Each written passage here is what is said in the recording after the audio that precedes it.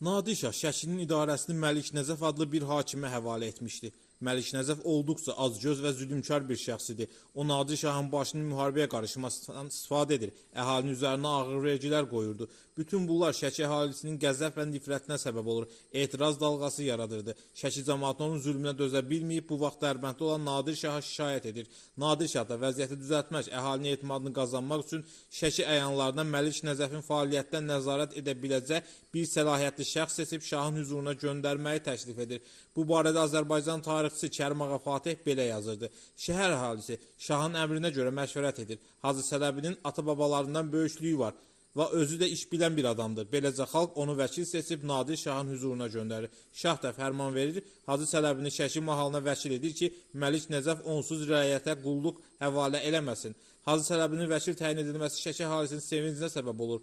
Bu azadlıq hərəkatının qazandığı ilk qələbə idi. Hacı Çələbi xalqın onun etimadından və dəstəyindən istifadə edərək Məlik Nəzəfin vəzifəsinə daxil olan bir çox məsələlərə açıq müdaxilə etməkdən çəkinmir. Vəziyyəti belə görən Məlik Nəzəf Nadir Şahın düşərgəsinə gəlir və Hacı Çələbidən şikayət edir. O uydurduğu fikirləri Nadir Şaha belə açıqlayır. Padşahım, Hacı Çələbi xan xalq arasında qarşılıqlıq yaradır və imkan vermir ki, mən şahın tapşırıqlarını yerinə yetirim. Özü də mənə qulaq as. Bundan qəzəblənən Nadir Şah Hacı Çələbinin hüzuruna çağırtdırır. Onun əmri ilə Cəllad kəndiri Hacı Çələbinin boğazına keçirərək onu asmaq istəyir. Fəqət təbiətdən qorxmaz və cəsur biri olan Hacı Çələbi xan boynu kəndirdə ola-ola Nadir Şaha bu ittihamın doğru olmadığını inandıra bilir. O belə deyir. Məlik Şahdan hansı tapşırıq alır alsın, bunun bir neçə başqa tapşırıq da əlavə edir. Mənbələrin məlumatına görə Hacı Çələbinin bağışlanmasında Nadir Şahın ağıllı və ehtiyatlı vəziri Mirzə Mehdi xanın da böyük rol olub. Mirzə Mehdi xan Hacı Çələbiyə baxaraq şaha tərəf əyilir və yavaşdan belə deyir: "Qiblə-i aləm, tələsmə. O sənin əlindədir. Nə vaxt istəsən onu dara çəkə bilərsən. O elə əyandır ki, onu öldürmək bizə xeyirli deyil. Burada dağlarla üz-üzə dayanmışıq.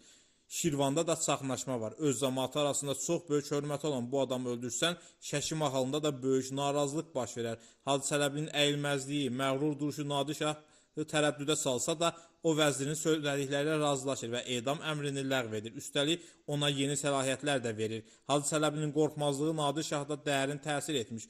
Onu qorxuya salmışdı. Kərim Ağa Fatih bu barədə belə yazır. Şah gecə ikən fikir eləyib öz əmrlərinə buyurur ki, mənim hüzurumda bir kəsin həddi yoxdur ki, nəfəs çəkə. Şəkili Çələbinə cürət sahibiymiş ki, boğazında kəndir ola cürət eləyib mənə bəzi ərzələr etdi.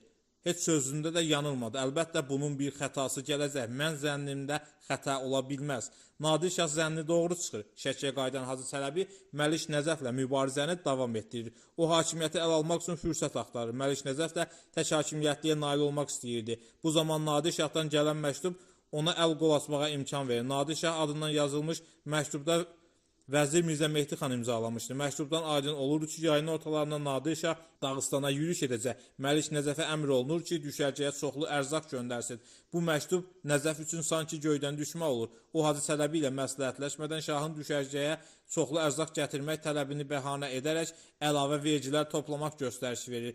Bu özbaşınalığın nə ilə nəticələrini başa düşən xəzinədar Məlik Nəzəfə Hacı Çələbi ilə məsləhətləşməyi tövsiyə edir. Fəqət bu nəticəsiz qalır. Əhalinin narazılığına istifadə edən Hacı Çələbi Məlik Nəzəfə mane olmağa başlayır. Məlik Nəzəf isə yenidən şaha şikayət edir. Qəzəblənən Nadir Şah Hacı Çələbinin hüzura gəlmək əmrini göndərir. Fəqət uzaq görən Çələbi xan başa düşür ki, Nadir Şah bu dəfə onu sağ buraxmayacaq. Ona görə də 1743-cü ildə sadiq adamları ilə birlikdə Məlik Nəzəfin iqamətgahına hücum edərək onu öldürür. Bundan sonra o Şəkinin müstəqil xanlıq elan edir. Bununla da Azərbaycan ərazisində kiçik dövlət qurumlarının, müstəqil xanlıqların yaranması prosesi başlayır. Belə bir fakt da xüsusi olaraq qeyd olunmalıdır ki, müstəqil xanlıqların əksəriyyəti Əfşar İmperatorluğunun süqutundan sonra yarandığı halda Şəki öz istiqlaliyyəti məsələsini xeyli əvvəl Nadir Şahın hakimiyyəti illərində elan etmişdi. 1744-cü ilin qışında Nadir Şah öz qoşunu ilə qiyamçı Hacı Çələbinin üzərinə göndərir. Hacı Çələbi isə bundan əvvəlcədən xəbər tutduğuna görə gələrsən, görərsən adlanan möhkəmləndirilmiş və təhdiz olunmuş qalaya çəkilir. Nadir Şah 15 minlik seçmə qüvvəsi ilə sürətlə qalanın üzərinə yeriyir. Şəkillər tez-tez qaladan gözlənilməz çıxışları ilə Nadir Şahın qoşununa ciddi zərbə vururlar. O mühasirə işini təşkil edə bilmir. Şəkillər rəqibin canlı itkiləri verməklə yanaşı onun hərbi sursat və silahlarını ərzaq ehtiyatını ələ keçirməyə müvəffəq olurlar. Vəziyyəti belə görən Nadir Şah ordusunu geri çəkir və Bərdədə iqamətgah qurur. Orada möhkəmləndikdən sonra 30 minlik qoşunla 1744-cü ilin sonunda Dərbəndə yola düşür. 1745-ci ilin fevral ayında yenidən Hacı Çələbinin üzərinə hücum edir. Gələrsən görərsən qalasının mühasirəsi bu dəfə də onları məyus edir. Bundan qəzəblənən Nadir Şah qədim Şəki və ətrafdakı kəndlərin yandırılmasını əmr edir. Fəqət bu tədbir də Şəkililərin mübarizə əzmini qıra bilmir. Hacı Çələbi xan uzun zaman Gələrsən görərsən qalasında ağır məhrumiyyətlərə tab gətirərək Nadir Şahı hər cəhətdən üstün olan ordusuna müqavimət göstərir. Nəhayət 1746-cı ilin martında Hacı Çələbi ilə Nadir Şah arasında müqavilə bağlanır. Müqaviləyə əsasən Nadir Şah Məlik Nəcəfin qohumlarından birini Şəkiyə məlik təyin edir. Eyni zamanda Hacı Çələbiyə də məlik səlahiyyətləri verir. Bu artıq Hacı Çələbinin qələbəsi deməkdir. Çünki bir ildən sonra Gəncə, Naxçıvan və İrəvan hakimləri də Nadir Şahdan üz döndərdikdə Hacı Çələbi artıq müstəqilliyini möhkəmləndirmək üçün qəti addımlar atacaqdır. 1748-ci ildə Nadir Şah suiqasd nəticəsində öldürülür. Bu hadisə Hacı Çələbinin qəti olaraq Şəki xanlığının tək başına hakimiyyətə yiyələnməsini təmin edir. Öz xalqını, vətənini dərin məhəbbətlə sevən, onun istiqlalı üçün canından keçməyə hazır olan Hacı Çələbi xan doğma torpaqlarımızı vahid dövlətlə birləşdirmək istəyirdi. Bunun üçün tələb olunan siyasi iradə, qətiyyət və əzmkarlıq Çələbi xanda var idi.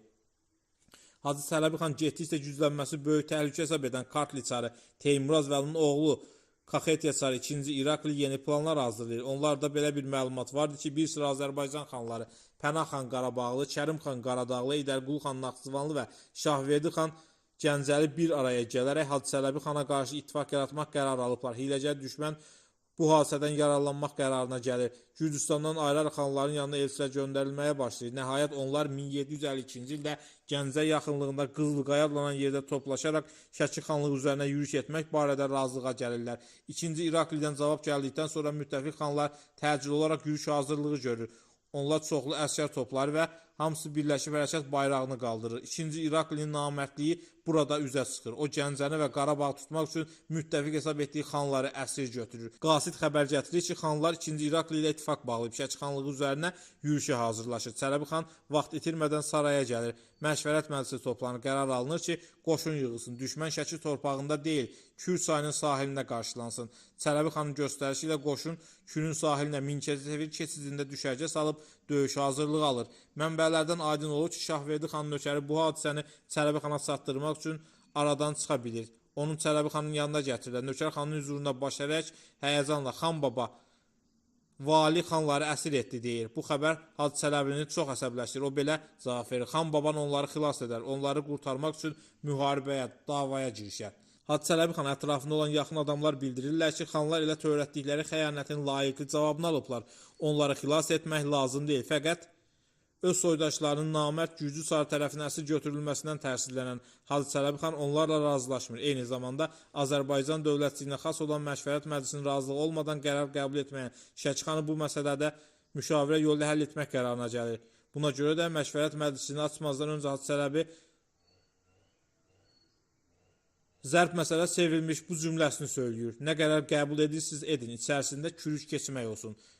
Belə olduqda əmirlər məşvərətə başlamaqdan imtina edək deyirlər. Biz məşvərətə ancaq ona görə gəlmişdik ki, iş kürü keçmək dərəcəsinə çatmasın. Ancaq siz istəyirsinizsə, onda qoy belə olsun. Qoşuna əmr edin, hücuma keçsin. Hacı Çələbi xan qoşunları kürü keçmə əmrini verir. Şeyx Nizaminin qəbri yaxınlığında baş verən bu şiddətli döyüş tarixnaməsinin öz əksini belə tapıb. Hacı Çələbi xan qoşunu götürüb gedir Şəmkir tərəfdən vali ilə dava edir. Vali çox pis basılıb, çox adam ölüb. Hacı Çələbi o 4 xanı da valinin əlindən alıb müxərrəs eləyib, onları öz ölkələrinə göndərib. Bu hadisə tariximizdə Qızılqaya xəyanəti adı ilə öz yerini alıb. Hacı Çələbi xan yaranmış bu fürsətdən başqa cür də faydalanıb Şəmkir, Tovuz, Qazaq igidlərini də qoşulduğu ordu ilə 2-ci İraklını təqib edərək tarixi Azərbaycan torpağı olan Borsalını da işğaldan azad edib.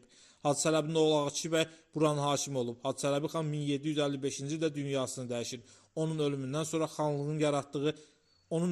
sonra yaratdığı Şəki xanlığı özünün varlığını bir müddətdə qoruyub saxlaya bilir.